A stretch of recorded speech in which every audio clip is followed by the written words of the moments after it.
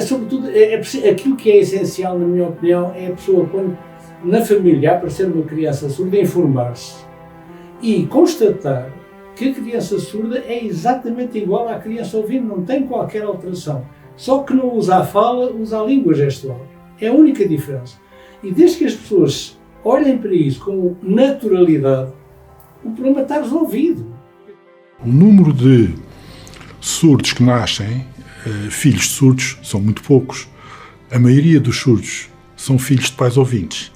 E é aqui que surge o choque, em particular, quando no dia que se vai fazer o diagnóstico, em que se suspeita, mas em que se faz o diagnóstico, o médico nos diz, espero que isto deixe de se dizer e nunca mais se diga, que os surdos não atingem os níveis superiores de inteligência. Obviamente que é uma grande injustiça e é uma grande angústia. É quase uma ironia do mundo, porque é uma família em que parte da família vive da música. E, portanto, foi quase um paradoxo e com uma certa perplexidade, mas ao mesmo tempo houve uma certa ironia do mundo, diríamos que os deuses estão loucos, que fomos encarando o problema.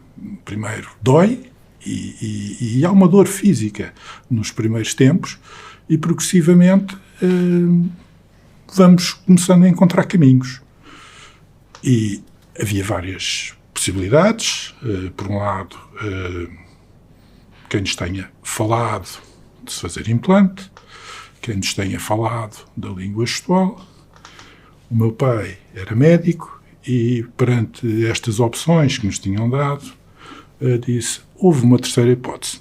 Acabámos por nunca ver essa terceira hipótese, porque fomos para a Associação Portuguesa de Surdos, começámos a aprender língua gestual e, muito rapidamente, começámos a sentir uma diferença enorme do dia-a-dia. De um ruído de incompreensão, que é do tipo, que é quando um surdo não consegue comunicar, ao fim de meia dúzia de dias, a comunicação instalou-se. Isto sucedeu, talvez porque, naquela casa, na minha família, eu aprendi a língua gestual, falo com uma péssima pronúncia, mas a Mariana compreende-me e foi essencial também para a aprendizagem da Mariana. A mãe aprendeu, a minha mãe aprendeu um bocadinho, o meu pai de uma forma incipiente, meia dúzia de palavras, a minha sogra aprendeu, a minha mulher aprendeu e, portanto, na altura criou-se um ambiente em que todos conseguíamos comunicar ou pelo menos mostrávamos que estávamos a tentar comunicar, a tentar perceber e a tentar criar elos que nos permitissem comunicar. E isto foi essencial para a tal dor desaparecer, porque começamos a ver resultados. E os resultados foram espetaculares e quase que eu poderia dizer que o mundo tem muitas ironias e muitas surpresas e muitos desafios na nossa vida. Assim que começámos a falar a língua gestual, começámos a ter comunicação e uma evolução do ponto de vista do conhecimento, a percebermos que estava a haver não só a comunicação, como uma estruturação do pensamento e que tudo aquilo que me tinham dito antes não era propriamente verdade, ou não tinha nenhuma verdade. Comecei a ver que se desenvolvia como qualquer outra criança e estava a começar a ter os conceitos apropriados à idade. Quando eu estou a dizer isto, estamos a falar os conceitos apropriados aos 2 anos, aos 3 anos, aos 4 anos, e, portanto, o mesmo tipo de questões, às vezes alguns até com alguma precocidade, e, designadamente, a parte de aprendizagem que se associou muito rapidamente à leitura e escrita. Percebi rapidamente que algo tinha que ser diferente. Ou seja, primeiro, não bastava tolerar a diferença, mas tínhamos todos que aceitar a diferença. E são conceitos muito diferentes. Segundo, é necessário fazer um caminho em que se invertem os processos. Um ouvinte começa por ouvir, depois aprende a ler e a escrever. Um surdo, para mim, era preciso comunicar, ter uma forma de comunicação, passar a uma outra forma de comunicação, que é a leitura e a escrita, e só no fim, e se houver possibilidade, com maturidade, com autoestima, com capacidade de assimilação do esforço necessário quando não se ouve para conseguir falar, percebendo inclusivamente, no caso da Mariana posteriormente, quais eram os músculos que tinha que trabalhar para emitir certos sons, foi só quando a Mariana tinha 20 anos que eu paguei as primeiras aulas de terapia de fala.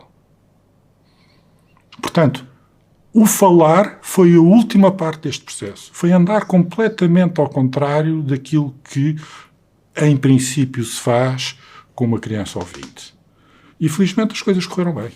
Foi um risco, porque muitas pessoas tinham dificuldade em aceitar esta nossa opção, mas da qual eu, como devem compreender e imaginar, não estou absolutamente nada arrependido. As pessoas podem pensar que isto foi um processo complexo, que foi um processo trabalhoso. Não, foi um processo estruturado, pensado. Mas a interação com a Mariana foi sempre uma brincadeira. E foi sempre a brincar que fomos construindo. Claro que as brincadeiras têm diferentes níveis consoante a idade, mas em bebê foi a brincar. Eu nunca disse à Mariana: vem aprender a ler ou escrever. Simplesmente fui arranjando formas apelativas para que a Mariana me procurasse. E, portanto, a Mariana procurava-me todos os dias e brincava ali uns minutos e depois deixava ir. Nunca insisti, quer dizer, nunca houve aqui nada de forçar. Foi um processo naturalíssimo, facílimo, muito precoce comparado, quer dizer, começou a aprender a ler e a escrever aos 3 anos de uma forma natural, através da língua gestual, usando os computadores, e aí saliento hoje um computador, um telemóvel, é uma ferramenta extraordinária e que diminui de uma forma tremenda a distância entre um surdo e um ouvinte. Um telemóvel hoje permite a um surdo comunicar, que era uma coisa que um telefone há 40, 50 anos não lhe dava qualquer hipótese. E, portanto, a sociedade evolui e temos que usar todas estas ferramentas que nos são disponibilizadas para diminuirmos as diferenças e para conseguirmos fazer e ter um mundo que tem todos nós e que realmente aceitamos as necessidades diferenciadas, as pessoas que são diferentes, e isto foi um passo fundamental, portanto, à aprendizagem de uma forma muito natural. Na rua, nos jogos, obviamente, foquei-me sempre em tentar fazer o ensino e a aprendizagem através de um meio visual e não de um meio auditivo, que permitiram sentir um progresso constante e uma evolução constante. E isso, posso lhe dizer, é extremamente motivante. Quer dizer, acho que qualquer pai gosta de ver os filhos a progredirem, não só do ponto de vista cognitivo, mas também do ponto de vista da sua velocidade e, sobretudo, da construção de uma autonomia. E eu costumo dizer que sem autonomia não há liberdade. E, portanto, foi uma educação para a liberdade, foi, sobretudo, uma educação para a liberdade que procurei dar e que penso que as coisas evoluíram num sentido muito bom. É necessário construirmos este caminho, continuarmos a fazer o caminho e acreditar que este é um bom caminho. Que é um caminho que permite construir pessoas que não são dependentes do sistema, mas que contribuem para a melhoria do sistema. E isso só se faz se realmente as pessoas acreditarem. E se criarem metodologias simples, e se conseguirem brincar, e, portanto, um processo que parecia, desculpem, a ironia dos deuses, no princípio, acabou por ser quase irónico, como é que tudo isto se passa, parece uma história de um filme do surdo, filho de músico, neste caso depois acabou por ir para a medicina, que era o avô e o bisavô, que eram médicos, é assim uma história daquelas que realmente as pessoas quando sabem dizem, bem, parece uma história de filme, e é um bocadinho, mas é uma história que pode ser repetida de outras formas, nem todos têm que ser médicos, o que importa é que as pessoas criem autoestima para sobreviverem na nossa sociedade, que não é fácil para ninguém, quer dizer, as famílias de ouvintes e os pais de crianças ouvintes sabem que é um processo que, na maior parte dos casos, também o processo de educação não é um processo fácil. Pode ser muito divertido, pode ser muito estimulante, mas por vezes tem momentos que nós temos que pensar e criar soluções. Portanto, eu aqui não faço grande diferença entre surdos e ouvintes. Acho que todos nós temos desafios. Eu só tive uma filha surda, mas creio que vejo pelos meus amigos, há sempre desafios e nós temos é que ter coragem para avançar com os desafios que temos.